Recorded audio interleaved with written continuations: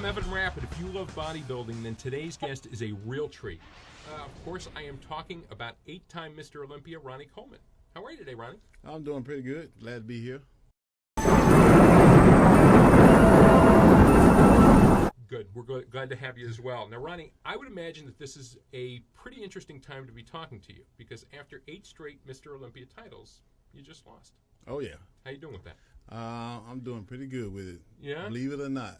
Yeah? It was hard at first, but I got through it. What was hard about it? Knowing that I was going to lose, that was the hardest thing in the world for me. Did you feel going into the event that there was a possibility you might be vulnerable for this? Not a clue. No. So Nothing. You thought number 9 was on tap. I thought it was all in the bag. Yeah. Like the first 8 were. Yeah. So. Do you really feel as though you lost? No, I don't feel like I lost. Okay. Looking at the pictures, getting all the thousands and thousands of emails from people that saying I was robbed and saying I was robbed that night, and you just take it and put it behind you for the most part. Yeah. And go on with your life.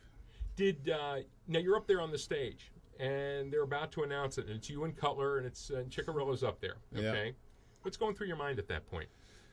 Well, I already knew I lost, so I'm just thinking, how am I gonna handle this? So I just reached over there. Jay said, "Well, Jay, you won this one." Yeah, yeah. All right. So you were magnanimous. Yeah. Here's the big question: are you going to retire? Oh no! I'm having too much fun to retire.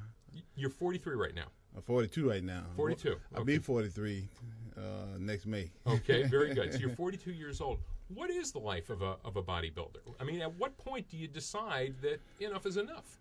Well, right now it's the greatest life in the world for me because, like I said, I won 8 Mr. Olympia titles, and of course those titles can't be taken away from me, even though I lost the last one. So I'm on top of the world still. Yeah. So how hard is it to regain the title once you've lost it? I don't know. Has anybody ever done it? Yeah, Arnold. Yeah, he did. Okay. Yeah, Arnold is all right. Greatest of all time. So I guess I'm gonna find out next year. You know, when a team loses in the World Series or in the Super Bowl, they can often go back to the films and figure out what went wrong, sort of do a postmortem.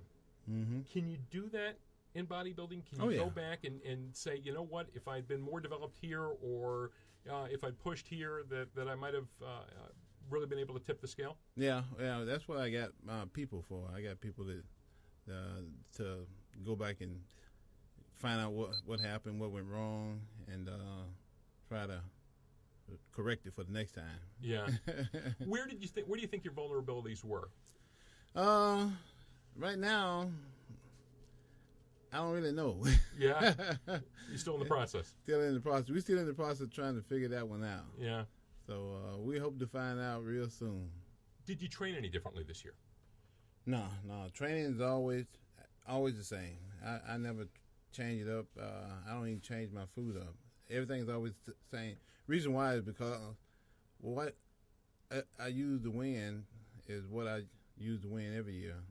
And I got a saying, if you always do what you always done, you always get what you always got. That's a good saying. Now tell me something. How long did it take you to actually determine what that balance was going to be? I would imagine that it's nutrition, it's training, it's discipline, it's psychological. How long did it come up? Did it take you to come up with that formula? Let's say about 8 years. Yeah. Yeah, about 8 years, maybe 9 at the most. And what is the most critical part of that balance for you? Is it the nutrition? Is it the training? It's a combination of both. Bodybuilding is pretty much all about nutrition. Training is very important. I'm trying to figure out which one is the most important right now. The longer I've been in, the longer you've been in the sport, the more you learn. And if you don't have your nutrition right, you can't win. If your training is not right, you can't win. So it's almost equal.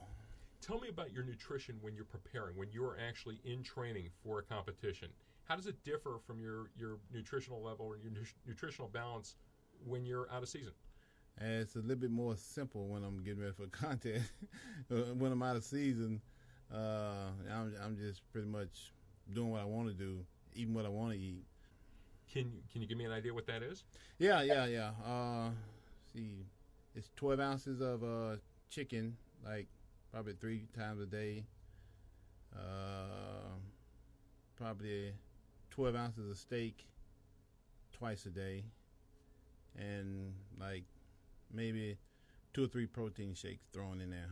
My carbohydrates is like baked potato, rice, 8-ounce baked potato, half a cup of rice. And you can just switch it on, just like that. Yeah, just like that. Yeah. When you're ready, so you can go out of season and go back to having a pizza periodically, and then go back into training just like that. Just like that. And it's just automatic at this point. Yeah, pretty much. But I don't eat too much pizza anyway. I try to stay kind of close to the diet too. Right. So I don't get too far out of shape. You know, I don't want to go around looking like a fat person. Okay. Now at the competition, after you lost, everybody gathered around you on the stage. What did they say to you? I have no idea. It goes back to my first win. I don't remember anything after they announced Flex in second place. Yeah. And people coming up to me and stuff. And I look at the video, I'm like, oh, I don't remember that. Same thing, I guess, my first loss is Olympia. I don't remember anything anybody said to me. Nothing. I remember Jay coming over to me, shaking my hand, and I don't know what he said. I think he said something to me, but I don't remember. I kind of like blocked everything out. Emotional moment. Very emotional. But you don't remember what you and Jay had, any words that you and Jay might have passed between each other? No, we didn't really pass too many words. Backstage, I congratulated him, and told him he did a good job, and, it was well deserved, and it's his time now. Go and enjoy it, have fun with it. And that was pretty much it. Jay had some words to say to me, but he said most of his stuff to me on the European tour. Okay. How well do you know him? I mean, very well. Yeah? We work out together and all that kind of stuff, hang out together and eat together. Yeah. So I know him pretty well. So she sort of knew your competition going in. Just like the back of my hand. Okay. But you still want that 9th one, don't you? But you still want that. You want every last one of them.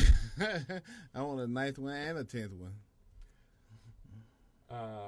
Okay, now, you're coming back for another try in 2007. Mm-hmm. What do you want to try to do differently? I want to be better overall. I want to be bigger. I want to be harder. Just my thing is to every show I do to be better. Can you be bigger? Can you be harder? Oh yeah, I can be bigger. There's no limitations on it. Okay. Do you have any favorite moments from your bodybuilding career thus far? And you played football at Grambling first, right? Jay always called himself the uncrowned Mr. Olympia every year, that he don't win. So I guess I'm gonna be the unofficial winner this year. My theme in the gym was, you want to go to war? I'll take you to war.